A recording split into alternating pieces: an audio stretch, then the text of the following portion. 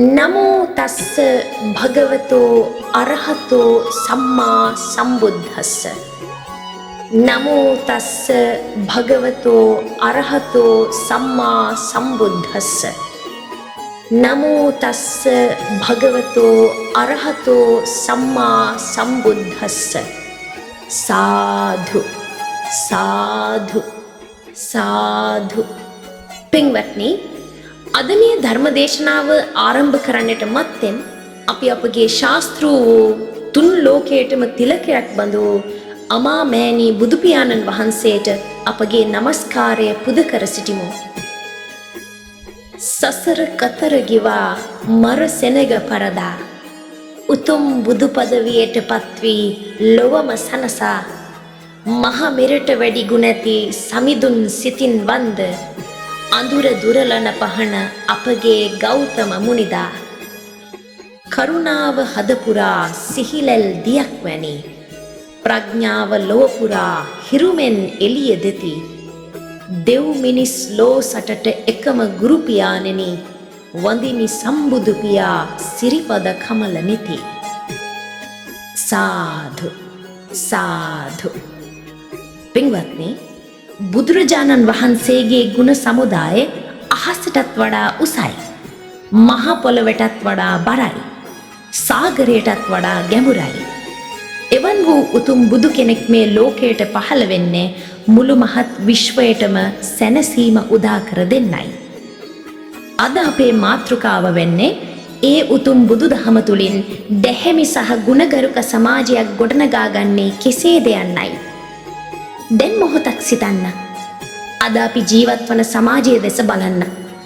තාක්ෂණය කොතරම් දියුණු වුණත්, අපට සැප පහසුකම් කොතරම් තිබුණත් මිනිසුන්ගේ හිතේ සැනසීමක් තිබෙනවාද? නැහැ නේද? එකිනෙකා මරා ගන්නවා, රවටනවා, බොරු කියනවා, වෛර කරනවා. ඇයි අපට මෙහෙම වුනේ? අපේ ගෙවල් වල ලස්සන තිබුණට අපේ හිත්වල ලස්සන නැති වෙලා, ගුණධර්ම අපෙන් ඈත් වෙලා.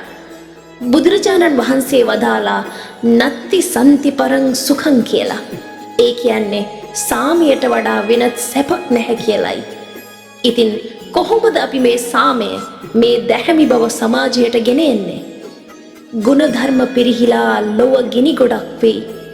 මිනිස්කම යට ගිහින් නොමිනිස් ගති වී, සතුට සැනසුම අහිමි දුක් කඳ ළඟාවී, දහම් මග නොගියොතින් යයි ලොව විනාවී. ඔව් පින්වත්නි, දැහැමි සමාජයක් ගොඩනැගීමේ අත්තිවාරම තමයි පන්සුල්. සිතන්න, කවුරුත් කාටවත් හිංසා කරන්නේ නැත්නම්, කවුරුත් සොරකම් කරන්නේ නැත්නම්, බොරු කියන්නේ නැත්නම් ඒ සමාජය කොච්චර ලස්සනද? එතන පොලිසිය අවශ්‍ය නැහැ, උසාවිය අවශ්‍ය නැහැ. බියක් සැකයක් නැතුව දොර ජනේල් ඇරලා නිදා ගන්න පුළුවන්. අන්න ඒකටයි කියන්නේ අභය භූමියක් කියලා.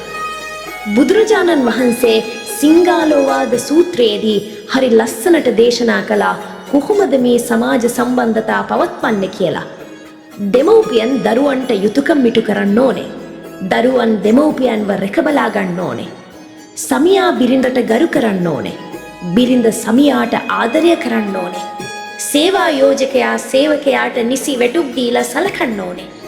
මෙන්න මේ යුතුයකම් ඉටුවන තැන තමයි දැහැමි සමාජයේ බිහි වෙන්නේ.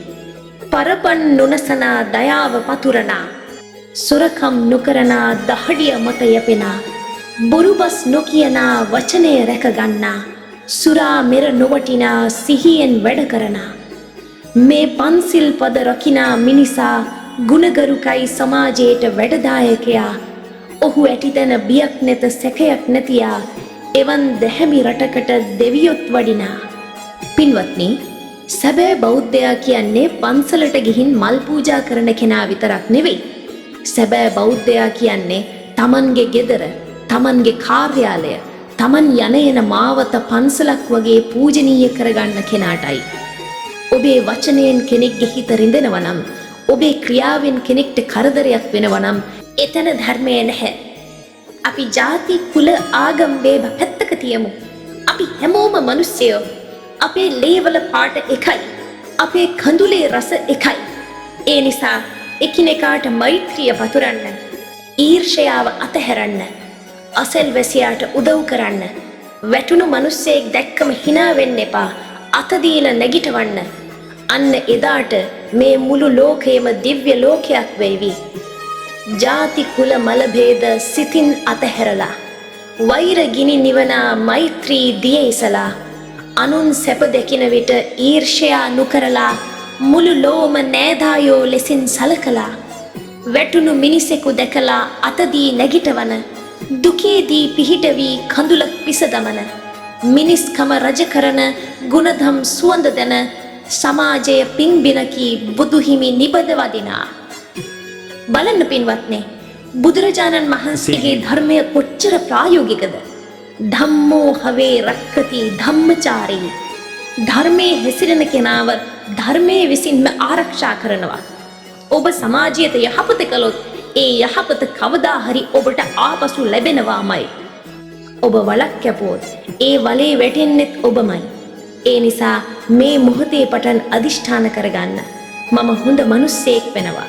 මම මගේ රටට ලෝකයට සුවඳ හමන මලක් වෙනවා කියලා. අවසාන වශයෙන් අපේ ශාස්ත්‍රූවරයාණන් වහන්සේගේ ඒ අනන්ත වූ බුදුගුණ බලයෙන් මේ අසන්නා වූ ඔබ සැමටත් මුළු මහත් ලෝකයටම සාමය උදා වේවා. දෙතිස් මහා පුරුෂ ලකුණින් බබලනවා. කේතුමාලා හිසවට දිලිසෙනවා. සවන ක්‍රැස්මාලා ලොව විහිඳෙනවා. බුදුගුණ අනන්තයි මුළු ලොව පවසනවා. එවන් උතුම් බුදු පියාණේ ඔබ දෙසූ මග ලොවටම සෙත සාදන්නේ. ගුණධම් පිරි සමාජයක් ගොඩනැගිමිනේ ලොවම සුවපත් වේවා ඔබ ගුණ බලනේ. සාධු සාධු සාධු.